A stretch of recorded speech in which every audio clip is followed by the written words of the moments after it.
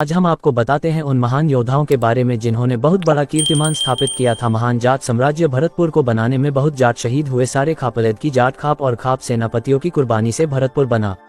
एक 30 साल के योद्धा थे ठाकुर राम की चाहर, जो चाहरवटी जाट खाप आगरा के सेनापति थे और जो लगातार 5 साल तक मुगलों से लड़कर चाहर जाट खाप के गवर्नर बने।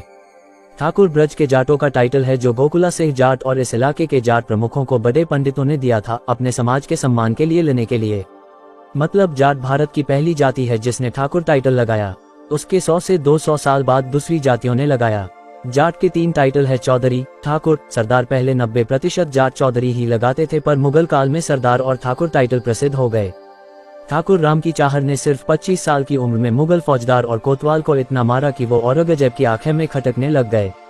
ठाकुर राम की चाहर ने एक और महान जाट और अपने दोस्त और सर्वखाप के सेनापति सरदार राजाराम सिंह के साथ मिलकर मुगलों को पश्चिम यूपी से साफ कर दिया और अकबर की कब्र तक गायब कर दी, जो बदला लिया था महान लोक देवता और मथुरा के राजा गोकुला सिंह की शहादत का। औरंगजेब के सामने 6 आजाद रियासत जाटों ने खड़ी की, जिसमें राजाराम जाट से लेकर राम की चाहर और दूसरे योद्धाओं का हाथ था। और आगे चलकर इन 6 रियासत के एकीकरण से ही भरतपुर साम्राज्य बना। ठाकुर राम की चाहर ने आगरा का इलाका संभाल रखा था और वो फतेहपुर सिकरी में रहते थे। ठाकुर राम की चाहर ने 1 रुपया भी टैक्स नहीं लेने दिया मुगलों को और उल्टा उनकी छावनी और खजाना पर कब्जा कर लिया।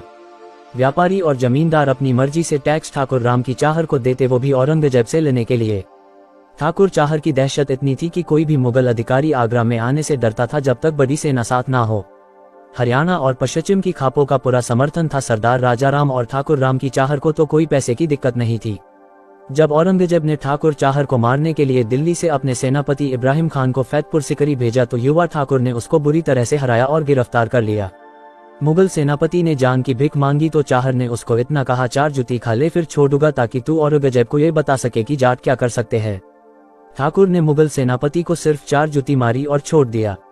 औरंगजेब को पता चला तो पागल हो गया। उसने अपने मंत्री को आगरा भेजा और कहा, ये जहर दे आ इस इब्राहिम खान को, इसने अगर ठाकुर चाहर को नहीं पका तो ये जहर खा लेगा, और उसने नाम डुबो दिया मुगल राज का।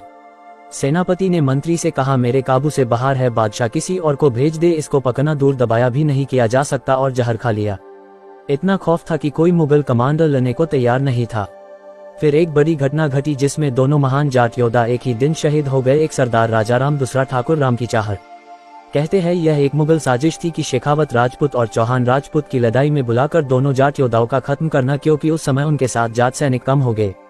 दोनों शेखावत और चौहान आपस में लड़े और शेखावत राजपूत सरदार का साथ दिया मुगलों ने, और चौहान राजपूत ने मदद मांगा सरदार राजाराम से और ठाकुर राम की चाहर से। जैसा जाटों की आदत है, वो घर आए को मना नहीं करते, तो चाहर और राजाराम ने चौहान राजपूत को मदद का भरोसा दिया और दोनों उनके सेनापति बन गए।